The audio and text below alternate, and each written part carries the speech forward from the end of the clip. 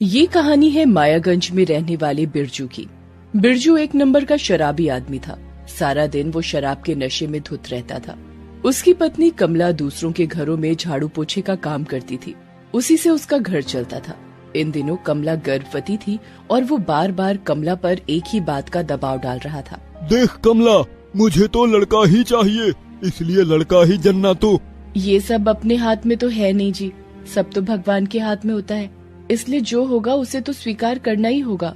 कुछ दिनों बाद कमला के प्रसव का समय निकट आ गया और उसने जुड़वा बच्चों को जन्म दिया, लेकिन दोनों ही लड़कियां थी।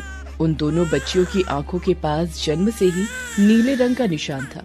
उसे देख ऐसा लगता था कि ईश्वर ने ही वो निशान उन्हें दिए हैं, लेकिन उन बच्चियों को देखकर बिरजू गुस्से से भर गया। अरे ये क्या किया तूने करम जली, तुझे लड़का जनने बोला था और तूने जन दी लड़की, अरे वो भी जुड़वा। अजी मैंने तो कहा था ना कि ये सब ईश्वर के हाथ में होता है। अरे तो क्या फिर तेरा ईश्वर खिलाएगा इन्हें? हाँ, खिलाना तो हम दोनों को ही पड़ेगा और हम दोनों कोई सेठ नहीं है जो इन दोनों को भरपेट खिला पाएंगे। आप उसकी फिक्र क्यों करते हैं? ईश्वर ने इन्हें भेजा है तो इनके भाग्य में तो कुछ लिखकर ही भेजा होगा ना। कमला की बातों को सुनकर बिरजू और भी चढ़ गया। कह तो ऐसे रही हो कि जैसे कल को ये धन्ना सेठ हो जाएंगी और हमें इसके दरवाजे पर जाना होगा। अरे ये रिक्शे वाले की बेटी है तो ये वहीं रहेंगी। कल किसने देखा है जी? बिरजू जितनी बार उन बच्चियों को देखता गुस्से में लाल हो जाता। वो जानता था कि इन बच्चियों के आने के बाद उसकी पत्नी उसकी शराब के लिए उसे ज्यादा पैसे नहीं दे पाएगी, क्योंकि सारे पैसे तो इन बच्चियों पर खर्च हो जाएंगे। कमला कहती है कि इन बच्चों के नसीब में ईश्वर ने जरूर कुछ लिखा होगा। ईश्वर ने क्या लिखा है ये तो मुझे नहीं पता, लेकिन मैं इनके नसीब में जरूर कुछ लिखने वाला हूँ। हाँ। उस रात जब कमला गहरी नींद में थी तो बिरजू ने उन दोनों बच्चियों को उसके पास से उठा लिया और उसे लेकर जंगल की ओर चल पड़ा। इन दोनों को जंगल में छोड़ आऊंगा, वहाँ इन्हें जंगली जानवर मार कर खा जाएंगे। एक पिता अपने संतान का रक्षक होता है, लेकिन बिरजू तो सिर्फ नाम का पिता था। उसके अंदर प्रेम नाम की चीज नहीं थी। शराब ने उसे पत्थर बना दिया था। काली घनी रात में बिरजू जंगल पहुँचा। जंगली जानवरों की आवाज भी उसे आ रही थी। जंगली सियार रुक रुक कर बोल रहे थे, मुझे जल्दी यहाँ से निकलना होगा, कहीं ऐसा ना हो कि मैं ही किसी जंगली जानवर का शिकार बन जाऊं। उस भयानक जंगल में तो डर उसे भी लग रहा था, लेकिन वो डर इतना भी बड़ा नहीं था जितना बड़ा डर उन दोनों बच्चियों के कारण उसे शराब ना मिल पाने का था। घने जंगल में एक पीपल के पेड़ के नीचे उसने अपनी दोनों बच्चियों को रख दिया। वो बेचारी रोए जा रही थी, लेकिन उसने इस बात की कोई परवाह नहीं की। लो, मैंने मुक्ति पा ली इनसे और लिख दिया इन दोनों के नसीब में मौत। बिरजू ने अपनी दोनों बच्चियों को जंगली जानवरों का निवाला बनने के लिए छोड़ तो दिया, लेकिन वो भूल गया था कि मौत और जीवन इंसान के हाथ में नहीं होता। अगले दिन की बात है। एक लकड़हारा जिसका नाम चंदन था अपनी पत्नी लक्ष्मी के साथ लकड़ियां काटने जंगल में गया हुआ था। तभी उन्हें उन बच्चियों के रोने की आवाज सुनाई थी। अजी, ये किसी बच्ची की आवाज यहाँ कहाँ से आ रही है? चंदन और लक्ष्मी आवाज की दिशा में आगे बढ़ते गए। तभी पीपल के पेड़ के नीचे उन्होंने उन बच्चियों को रोते हुए देखा। चंदन और लक्ष्मी दोनों भागते हुए उसके पास पहुँचे। उन दोनों ने उसे गोद में उठा लिया। उनकी गोद में आकर दोनों चुप हो गए। कितनी प्यारी बच्चियां हैं ये, इन्हें इस जंगल में कौन छोड़कर चला गया? जरूर कोई बहुत ही निर्दयी होगा लक्ष्मी, जिसने इन फूल सी बच्चियों को यहाँ छोड़ दिया। कितनी सुंदर है ये बच्चियाँ। ये इनकी आंखों के पास नीले रंग का निशान कितना सुंदर लग रहा है। वो ये बातें कर ही रहे थे कि दोनों बच्चियाँ फिर से रोने लगी। उन्हें समझ आ गया कि इन दोनों को भूख लगी है। वे तेजी से अपने घर की ओर चल पड़े।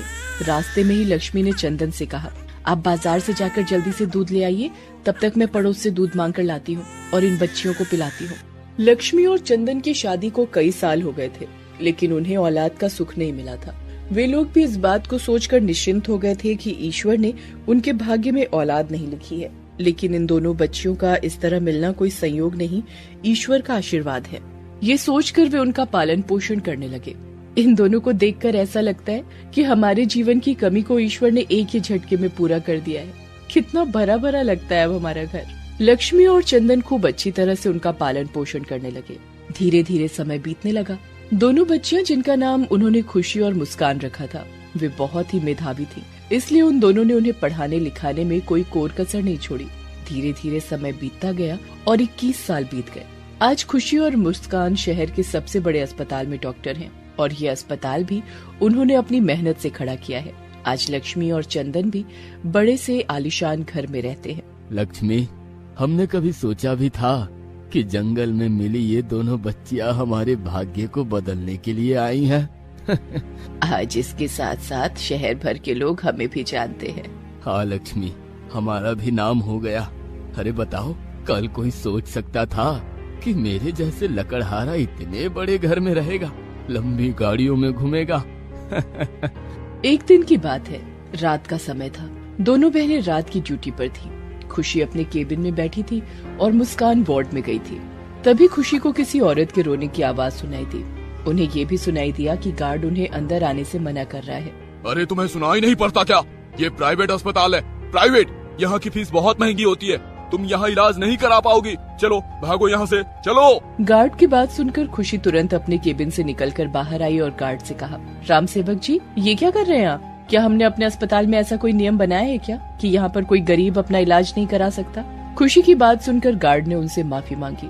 उसके बाद खुशी उस औरत के पास गई और कहा, माँ जी, क्या बात है, आप क्यों रो रही हैं? खुशी की बात को सुनकर उस औरत ने गिड़गिड़ाते हुए उससे कहा, डॉक्टर मैडम, मेरे पति की तबीयत बहुत ही खराब है। वो खून की उल्टियाँ कर रहे हैं, उन्हें बचा लीजिए डॉक्टर मैम, उन्हें बचा लीजिए। कहाँ है आपके पति? वो बाहर रिक्शे में बेहोश पड़े हैं। खुशी तुरंत उस औरत के साथ बाहर आई और वार्ड बॉय की मदद से उसके पति को अस्पताल में लेकर आई और उसे भर्ती करके तुरंत उसका इलाज शुरू किया। वो औरत और कोई नहीं, खुशी की माँ कमला थी और वो आदमी उसका पिता बिरजू। सारी जांच पड़ताल करने के बाद खुशी ने कमला से कहा, आपके पति की हालत बहुत खराब है, वो कोमा में चले गए हैं। शराब पीकर इन्होंने अपना लीवर पूरी तरह खराब कर लिया है। क्या कहूँ डॉक्टर मैडम, मैं तो थक गई इन्हें कह कहकर, लेकिन ये सुनते ही नहीं। तभी वहाँ पर मुस्कान भी आ गई। कमला ने जब मुस्कान और खुशी को एक साथ देखा तो देखती रह गई, क्योंकि दोनों बिल्कुल एक समान दिखते थे। लेकिन एक बात जो सबसे ज्यादा चौंकाने वाली थी, वो था उन दोनों की आंखों के बगल में नीला निशान। अरे ये कैसे हो सकता है? इस तरह का निशान तो मेरी बच्चियों की आंखों के पास था, लेकिन वो तो मर गई हैं, उन्हें तो जानवर उठा ले गया था। वो ये बात सोच ही रही थी कि तभी खुशी ने उससे कहा, माँ जी, ये मेरी बहन मुस्कान है, ये लीवर की बीमारी की स्पेशलिस्ट है। अब इसी की देखभाल में आपके पति का इलाज होगा। ये ठीक तो हो जाएंगे ना डॉक्टर मैम? बिल्कुल ठीक होंगे माँ जी, आप चिंता न करें। मुस्कान ने बिरजू का इलाज शुरू कर दिया। इलाज के दौरान ही मुस्कान और खुशी ने महसूस किया कि जब भी वे कमला के पास आते हैं तो वे दोनों कमला के पास एक अजीब सा आकर्षण महसूस करते हैं। हालांकि दोनों ने ये बात कभी भी कमला को नहीं बताई। दूसरी ओर कमला का भी यही हाल था। एक दिन लक्ष्मी और चंदन किसी काम से अस्पताल आए हुए थे। कमला को असलियत पता लगी कि ये दोनों उन्हें जंगल में मिली थी। ये कैसा संयोग है ईश्वर, कैसा संयोग है। उधर बिरजू का लीवर ट्रांसप्लांट करना पड़ा। मुस्कान की मेहनत से वो पूरी तरह स्वस्थ हो गया। जिस दिन वो अस्पताल से डिस्चार्ज होने वाला था, उस दिन पहली बार उसकी मुलाकात दोनों बहनों से हुई। उसने भी जब उनकी आंखों के पास वो निशान देखा तो वो चौंक गया। और कमला ने जब उसे बताया कि ये दोनों बच्चियां इनके माता पिता को जंगल में मिली थी, तो वो फूट फूट कर रोने लगा। कमला, ये दोनों हमारी ही बच्चियां हैं। इन्हें मैंने ही जंगल में मरने के लिए छोड़ा था, और नसीब का खेल देखो, ये दोनों ना सिर्फ बच गई बल्कि आज उन्होंने मेरी जान भी बचा ली। मैंने सोचा था कि मैंने जंगल में इन्हें मरने के लिए छोड़कर इनके भाग्य में मौत लिख दिया है, लेकिन तू सही कहती थी कमला। ईश्वर ने सबके भाग्य में कुछ ना कुछ तो लिख कर भेजा ही है, और उसका बदलना इंसान के हाथ में नहीं है, इंसान के हाथ में नहीं है कमला। खुशी और मुस्कान को भी अब सारी असलियत का पता लग गया था। ये जानते हुए भी कि बिरजू ने उन्हें मारने की साजिश रची थी, उन दोनों ने उसे माफ कर दिया। दोस्तों, आप हमारे चैनल को जरूर सब्सक्राइब करें